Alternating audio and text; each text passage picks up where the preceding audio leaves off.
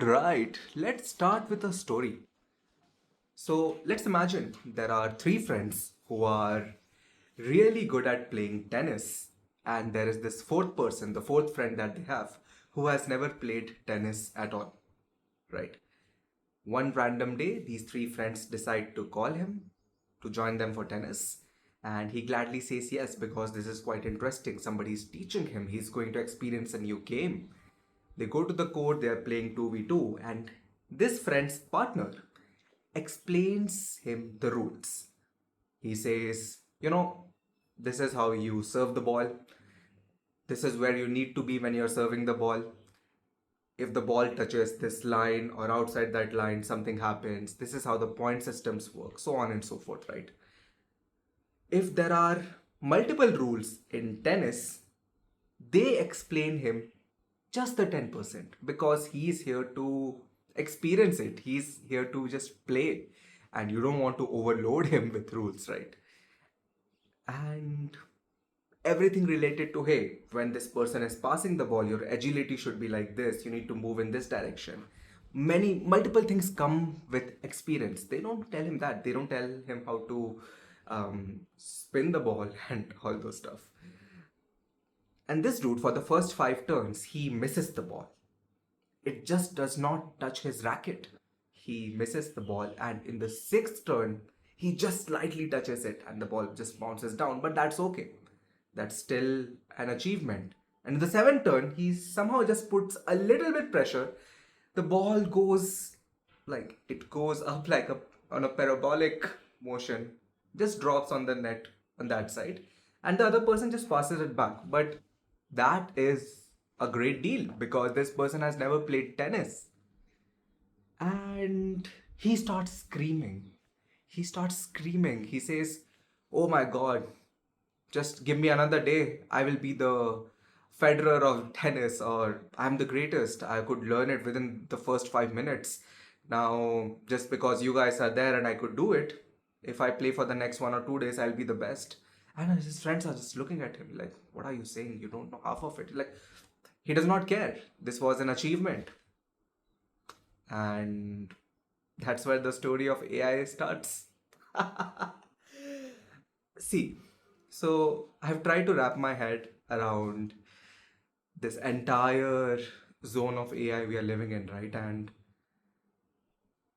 there are certain places where I really appreciate it, and there are certain places where I personally don't want to use it. It's not like I can't use it. I definitely can, but I just don't want to. Let's start with that, right? The places where I personally don't like using AI, and this is not a video where I want to tell you that this is right or this is wrong. This is just my perspective. So, anything related to creating content, text based content, right? It could be on Twitter, on LinkedIn, on threads, anything. I like to be extremely intentional about what I'm trying to put forward, and I just cannot use AI for it.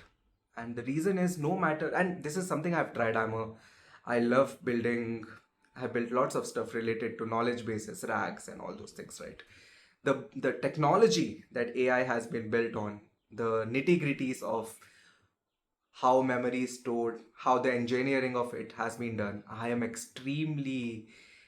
get extremely curious about it. I have learned a lot about it. I have coded a lot of stuff.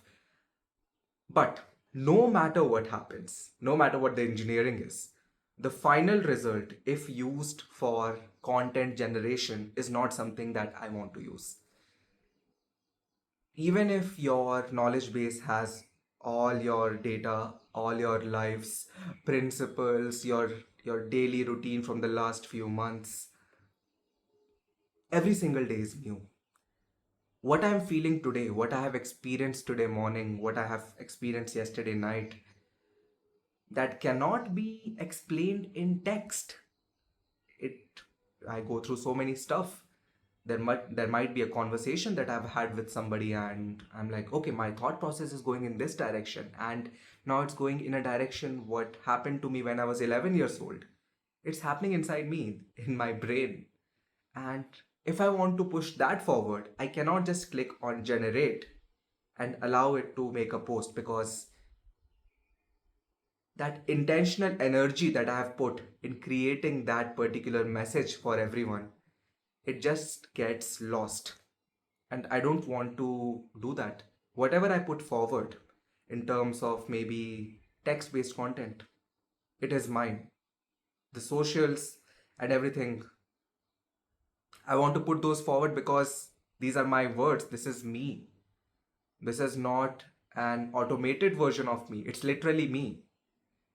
For the first year, I might be talking about a particular niche, and the next few months, I might digress and talk about something else. That's human. We are removing the humanness from the human. And that means we are removing the imperfections from a human. That literally makes you you.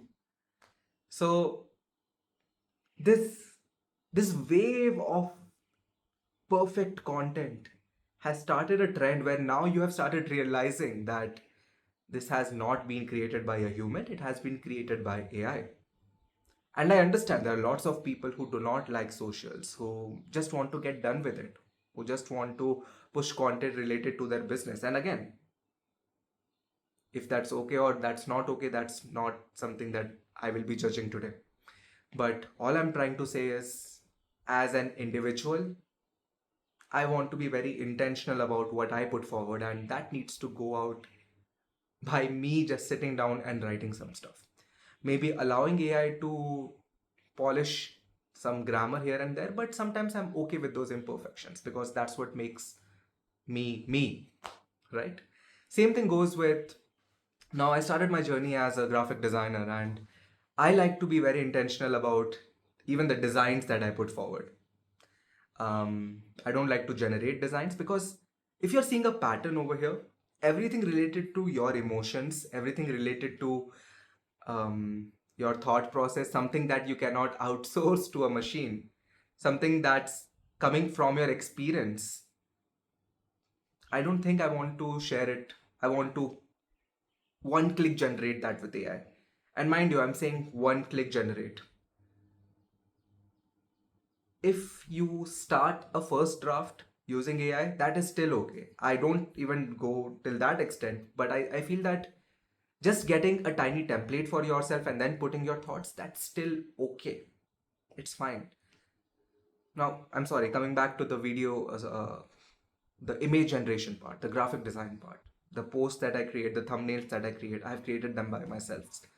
And I don't want to ask somebody else or ask a machine to generate this type of an image for me, because I have a certain way of being intentional about what I'm putting forward. I could have added multiple AI clips on this video, but I want to be raw. There are just too many trending AI videos floating around the internet and people are watching it. But I want to be as human as possible in terms of all the creations, all the creativity that I want to put forward. As simple as that. Now coming to the question about what I am using AI for. So since I build a lot, since I code a lot, I know the entire process of me having a vision of a product, what needs to be in each and every single page, where the data needs to flow, how the authentication needs to be done. I have gone through all these phases. And because I've gone through it, I'm using AI just to speed up that process, the code process. I know what function needs to be here. I know what this particular function needs to do, where it needs to get connected to. And when I know it, later on, if there is a bug that occurs in my product, I know exactly where to go and how to fix it. And you won't believe me, but there has been multiple times where I have asked AI to do XYZ things, and if I had no knowledge of my database, it would have done something funny, and it has done something funny multiple times. So because code is something which is predictable, which is something templatized in terms of, okay, after this function this keyword should occur, after this variable, you need to do this, this, and this. So the syntaxes are something that remains throughout. It is not like you create a syntax out of your emotions. No, the rules have been declared. In terms of graphic design, there are rules, but graphic design is all about creativity. In terms of writing, there are rules, but it is also where you can go free with yourself. So in terms of code, though, because the rules have been defined and I know what needs to be created, it is helping me as a great assistant. But that does not mean that you can one shot prompt an entire product. I'm not saying you can't. I'm just saying that do it out of curiosity. With the fact that, okay, you have a racket, the ball touches, and you're feeling great because you just played the game, just rejoice it. But when we say things like developers will just cease to exist, or there won't be any graphic designers in the future, there won't be any video editors in the future, that's not the way to go. And this is my strong intake. That's not the way to go.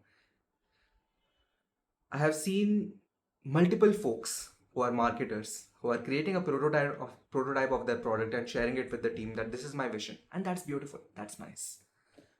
But saying that this particular prototype that I've created is literally the ultimate product, and this is something I've seen with my naked eyes, that somebody decided to create a product in one night and the next day almost 78 to 80 bucks.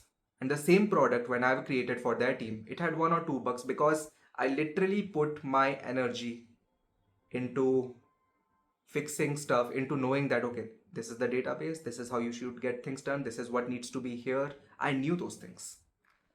So if you're interested about creating a product, please go ahead and explore those one-shot prompts. Please do it.